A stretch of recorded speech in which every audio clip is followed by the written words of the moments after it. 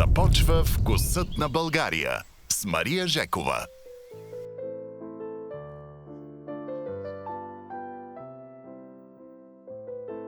Тракийското вино, или по-точно това, което се е правило в този край, е било известно в целия древен свят с името библина.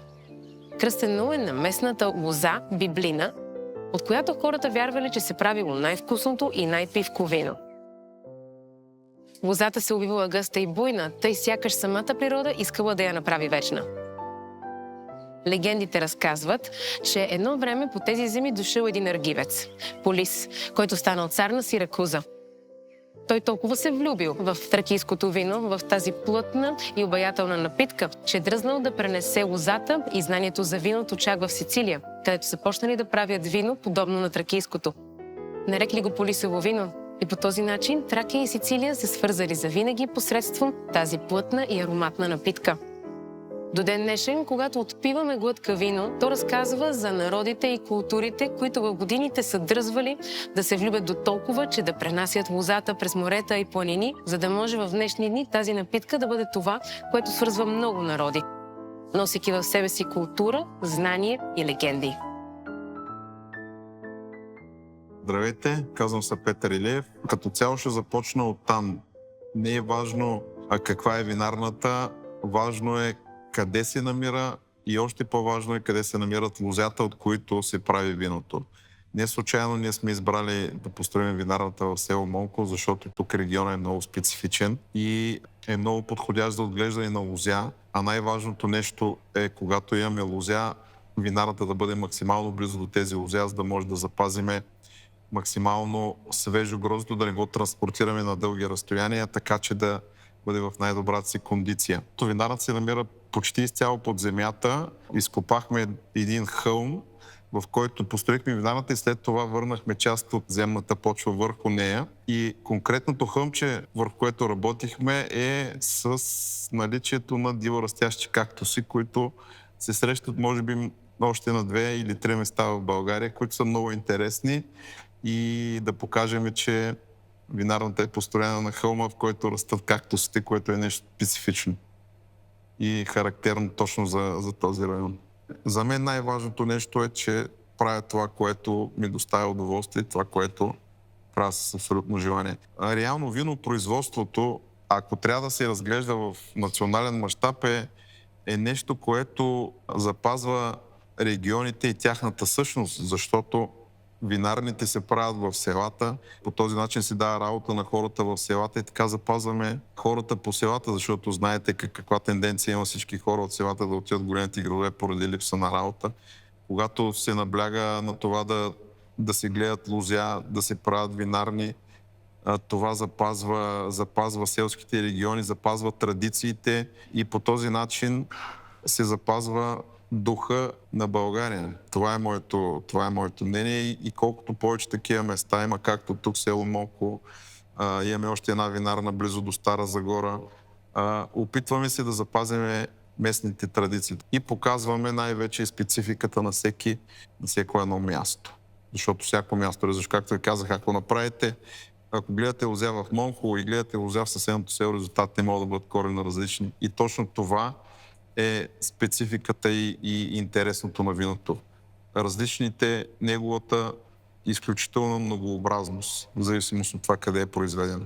Моята любов към виното, въобще обвързаността ми с виното, защото това много пъти казвам, че да правиш вино не е професия, не е работа, то е начин на живот.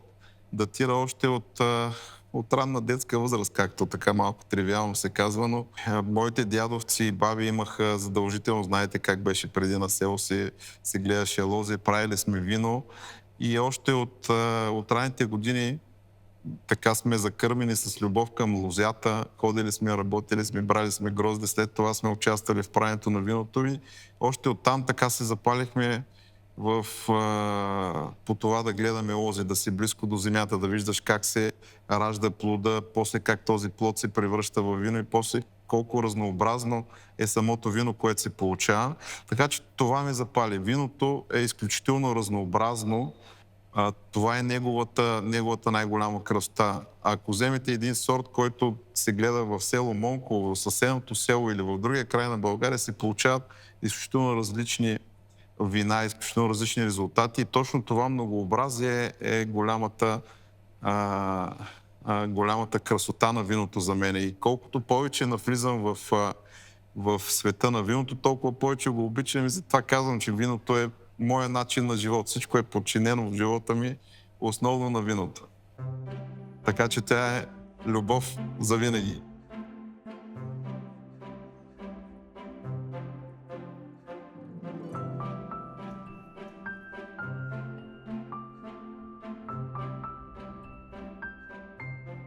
Добър ден! Добър ден! Много ми е драго. Мария съм аз. Петър съм аз.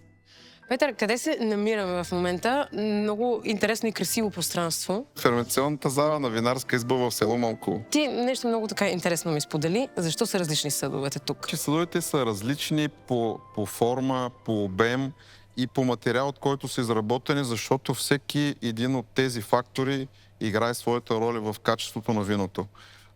Тук може да видите бетонен съд, който е естествен материал.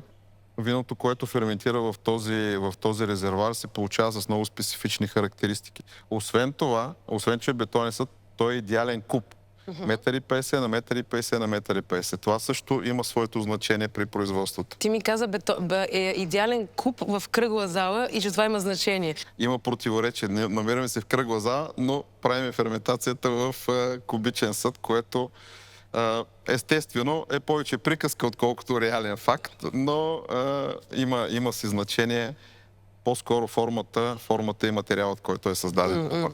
Иначе, това, че сме заложили на различни като форма и материал, от който са изработени, си има своето истинско значение. Кръглата зала е по-скоро за това да покажем, че освен всичко друго, наблягаме и на формата, защото знаете, че кръга, сферата въобще е най-спокойната форма в Вселената.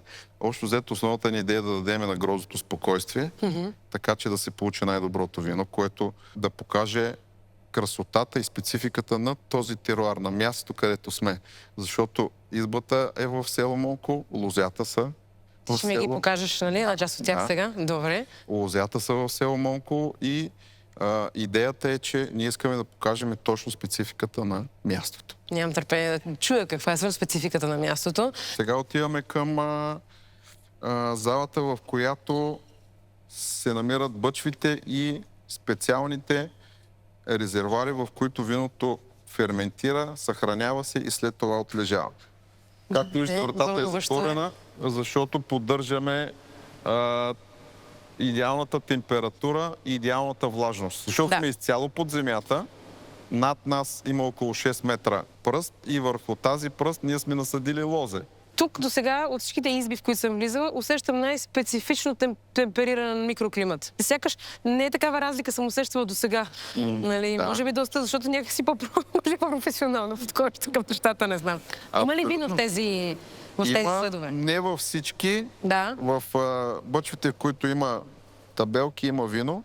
Това са специално подбрани бъчви от френска дървесина, която е специално обработена от различни производители с много специфични начини на изпичане и на подбор на материала. Има дърво от различни гори от Франция, която всяка гора е различна със своята специфика заради почвата, върху която е.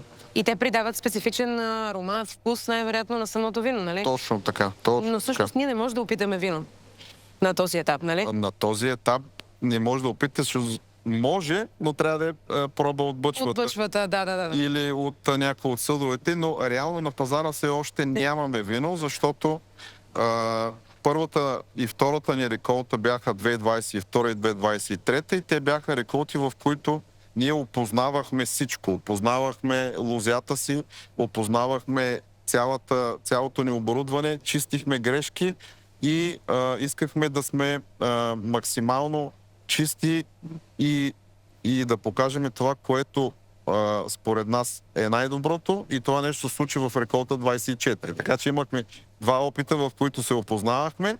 Те не стигнаха до пазара Реколта, която ще бъде първа, която ще излезе и ще може да се сподели с всички хора, които искат да опитат, ще бъде 2024 и тя все още съхранява и отлежава в различните... Много перфекционизъм в думите ти има. Абсолютно. Тук ми прави впечатление, просто така ме привлича да питам, какви са тези интересни съдове? Ами това са, голямата си част, това са бетонни съдове с различна форма. Сме заложили на идеален кръг от бетон и от неръждавейка. Ние му казваме бетонно яйце. Това е с формата на яйце. Да. И амфора, бетонна амфора, която е жаргонно и казваме обърнато яйце. Всичко това е много важно, защото при различната форма има различен контакт между виното и така наречената отайка, от която виното дърпа вкуса. И това има значение, защото реално тук е едно количество, там друго, там по-малко, различна тук повече. контактна повърхност между виното и твърдите части. Много интересно. А тук сферата тази е много интересна, защото това е едно от последните нововведения. Това е безарматурен бетон. Представете си, няма арматура. Специална смеска е на бетона. И формата е по пропорциите на Леонардо да Винчи, които смятат, че това са идеалните пропорции за... Много съвършенство във вашата винарна. Абсолютно. Също като мен. Тук може да... Всъщност ти си технолог на винарната, нали? Точно. Едно, че съм технолог, друго, че проекта е изготвен от мен. Да, в смисъл, този ли колко лично разговаряш за него, нали? А тези тук трите последно и отиваме на лозата. Първо виждаме дървените каци. Да. Това са дървови каци, които са основно за червено грозде и които придават отделна специфика на грозда, което ферментира. И те са много подходящи абсолютно за червени сортове. Тук тези, които виждате, това са керамични съдове и последното нововведение в винарството – стъклени съдове. Невероятно. Стъкленият съд, сега го виждате, той е с покривало, защото светлината влияе, разбира се, със своята UV част, която има, влияе върху качеството на виното и затова сме го покрили с плак, който не позволява UV светлината да се абсорбира. Ето тук може да видите. От какво сорт е това вино? Това е шардоне. Шардоне. Това е шардоне. Колко красив цвят има. Да, което преди малко разбъркахме, затова е с такъв цвят, защото той е разбъркано с отайката. Може да кажем, че това тук е в една част едно добре забравено минало, защото знаем много добре, че първото вино е било в глинени съдове, което се е правило по тези земи, дори намираме се тук в Тракия, дървото, което е част от винопроизводството. Точно това е, основната цел е да имаме абсолютно от всички естествени материали. Да. Така че да можем максимално да имаме инструменти, с които да покажем красотата на мястото. Това е основната идея. Не просто да натрупваме различни съдове, всеки един сорт, всяко едно различно лозе, дори от един сорт, но посадено на две различни почви, има своята специфика. И различните съдове подпомагат тази специфика да се покаже и да се изяви. Да отидем да си говорим за нея сега, докато си говорим за спецификата на теруара и на лозята, да ги виждаме и да можем също да показваме това, което е... Едно от най-важните, да ни кажем, основата на всичко са лозята. Така е, така е. Все пак природата винаги е в основата. Абсолютно.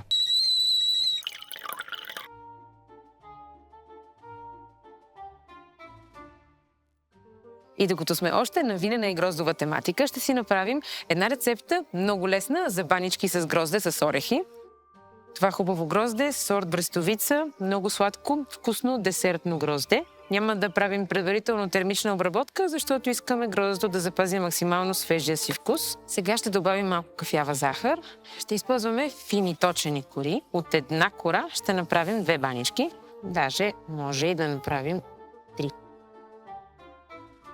Да сложим маничко масло тук, между слоевете, за хрупкавост. И първата баничка е готова.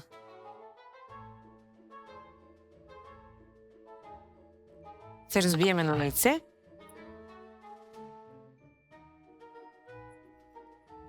Намазали сме баничките с яйце. Ще ги поръсим с кафява захар. Сега ще ги изпечем за 15 минути в Philips Air Fryer.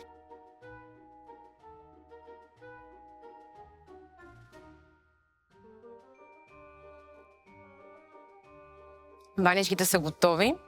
Да видим как са се получили. О, невероятно златисти са. Просто са прекрасни. Такива банички може да си правите в air fryer с абсолютно всякакъв пълнеж. Нямам търпение да изтинат мъничко, за да ги опитам.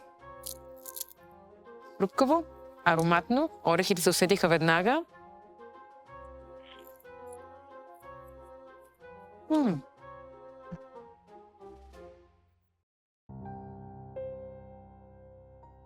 Гордо над село Мезек се издига крепостта Мезек.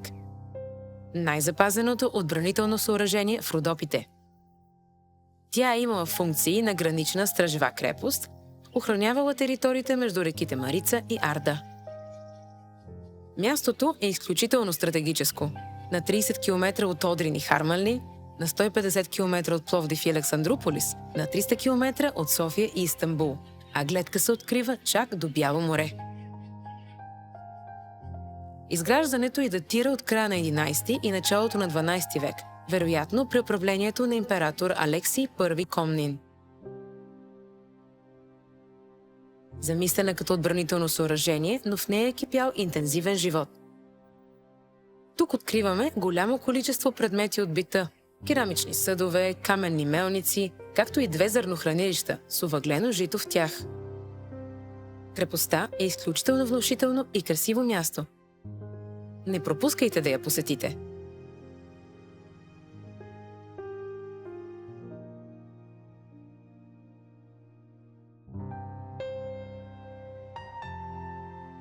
Продължаваме с разказите ни за виното на Сакар планина и човеците, които го правят.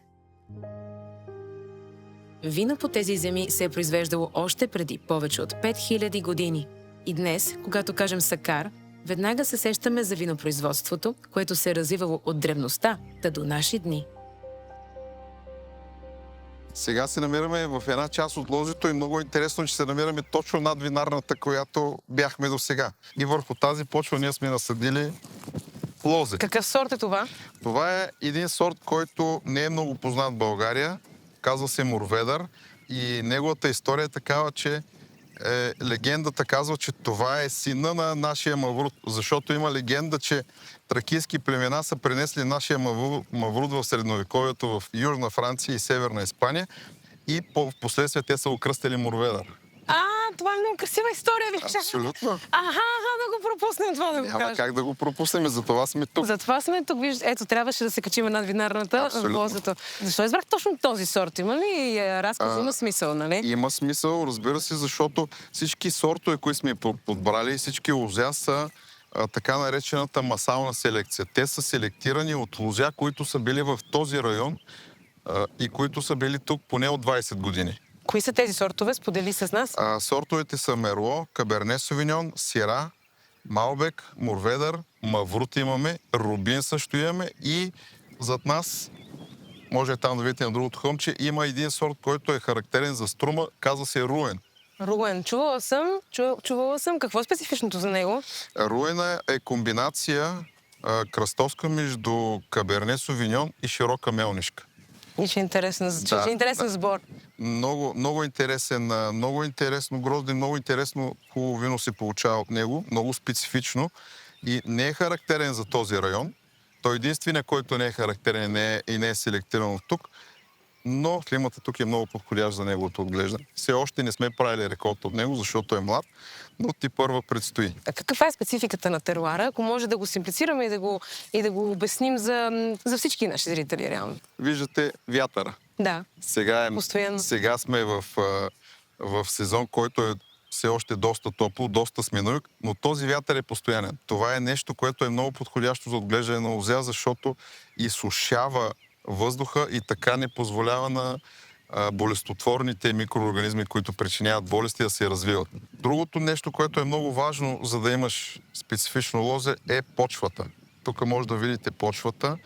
Това, което е много важно в този район на различните места е, че има различно съдържание на варовик. Варовика за мен е един от най-важните компоненти в почвата, за да се направят и да се произведат много специфични и качествени вина. И вече другото важно нещо е комбинацията между другите компоненти на почвата. Пясък, чакъл, дали е дренирана почвата, водното съдържание, всички тези неща са много важни. А тук има много специфични комбинации от всичко и затова различните сортове са засадени на точно определени места, така че да може да покажем спецификата и на място, и на самия сорт. Голяма наука е това, Петър. Абсолютно. Няма да ни стигне деня, че сигурно и седмицата и месеца. Седмица няма да стигне. Сигурна съм. Вече ме направи крайно любопитна и нетърпелива да опитам първата реколта, която ще може да се опита. Наистина, развълнува се истински. Желая успех. Благодаря. Да стане много пивко вино. Вие да сте доволни. Вярвам, че така и хората ще са доволни, които ще го консумират. Щом сме го пуснали на пазара, искаме да го споделим с хората, със сигурност сме доволни от резултата. Имаме ли някакви съмнения, то просто си остава само за наша консумация. Този перфекционизъм, ако беше на повече места в нашата скъпа земя, щеше да е чудесно. Наистина, благодаря ти много за тази среща. Всичко най-добро желая. Всичко най-хубаво и от мен. Чао.